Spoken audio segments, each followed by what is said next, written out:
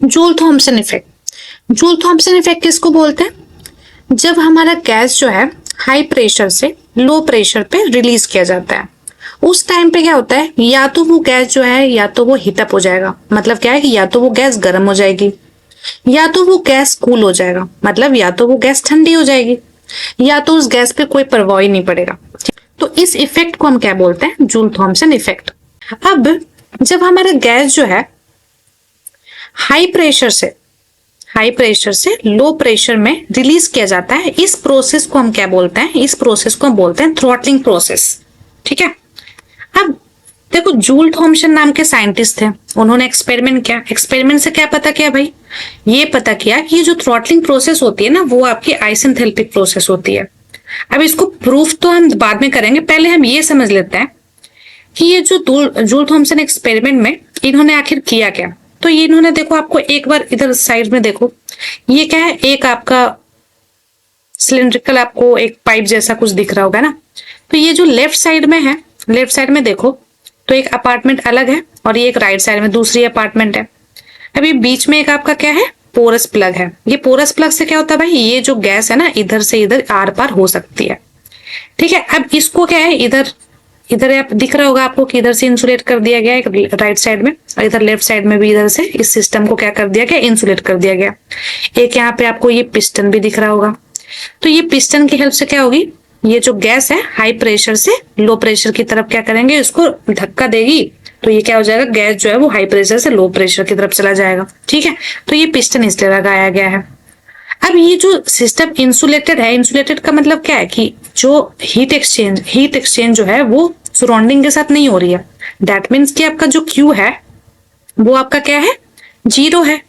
मतलब that means कि this is a adiabatic system. ठीक है, जहां पे कोई हीट एक्सचेंज जो हो नहीं रहा है, तो ये इंसुलेशन है। इंसुलेशन कहने का मतलब यहाँ पे क्या बोला जा रहा है कि जो है ये सिस्टम जो है इस पे कोई हीट एक्सचेंज नहीं हो रहा है सराउंडिंग के साथ। ठीक है। अब देखो, ये जो प्रेशर गैस है वो हाई प्रेशर पे है, P1, जो मैंने P1 रिप्रेजेंट किया है वो हाई प्रेशर पे है, और ये गैस जो है यहाँ पे इधर जो गैस है राइट साइड में, ये आपका लो प्रेशर पे है। ठीक है, P2 पे। तो इस पिस्टन के हेल्प से हम इस गैस को हाई प्रेशर से लो प्रेशर की तरफ रिलीज करेंगे। इसी को हम क्या बोल रहे हैं, जूल थॉम्सन इफेक्ट बोल रहे हैं। अब हम ये प्रूफ करते हैं कि ये जूल थॉम्सन एक्सपेरिमेंट में ये कैसे प्रूफ किया गया कि ये जो प्रोसेस हो रही है, थ्रॉटलिंग प्रोसेस, वो आपकी क्या है, आइसेंथैल्पी प्रोसेस, मतलब कि आपका इंथैल्पी कांस्टेंट है। तो देखो, हम फर्स्ट लॉ ऑफ थर्मोडायनेमिक्स जानते हैं। फर्स्ट लॉ ऑफ थर्मोडायनेमिक्स में क्या होता है भाई, delta U is equal to Q plus W. तो delta U equal to Q plus W. अब देखो, पहले ही मैंने बताया ये जो सिस्टम है, मतलब यहाँ पे सराउंडिंग से कोई भी हीट पास नहीं हो रहा है, एडियाबेटिक है ये, है ना। तो इसका मतलब Q जो है आपका 0, तो यहाँ पे हमने Q जो है पुट कर दिया 0।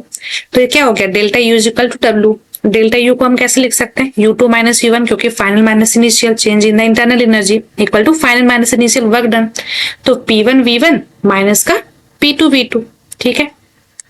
अब अगर आप देखो, तो जब हम P2 V2 को इधर साइड में लेके चले जाएंगे लेफ्ट साइड में, और ये U1 को जो है हम इधर लेके चले जाते हैं, तो ये हो गया U2 plus P2 V2 equal to U1 plus P1 V1। तो अब हम जानते हैं कि जो आपका H है, H क्या होता है भाई, U प्लस PV, राइट। तो यहाँ पे हमने U2 प्लस P2 V2 को क्या लिख दिया, यहाँ पे हमने H2 लिख दिया, और U1 प्लस P1 V1 को लिख दिया H1। तो यहाँ से क्या पता चला हमारा, ये जो H2 है इक्वल टू H1 निकल के है। तो इसका मतलब ये हो गया कि इंथैल्पी आपकी कांस्टेंट है। तो जूल थॉम्सन एक्सपेरिमेंट से हमें ये पता लग गया कि जो हमारा थ्रॉटलिंग प्रोसेस है वो आइसेंथैल्पिक प्रोसेस होती है। इसका मतलब क्या है कि आपका जो इंथैल्पी है वो आपका कांस्टेंट होता है।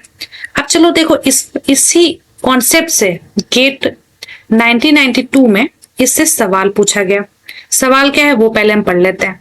सवाल है आपका, during joule Thompson expansion of gases, पहला ऑप्शन है इंथैल्पी रिमेन्स कांस्टेंट, दूसरा ऑप्शन है इंट्रोपी रिमेन्स कांस्टेंट, तीसरा है आपका टेम्परेचर रिमेन्स कांस्टेंट, और लास्ट ऑप्शन है नॉन ऑफ द एबव।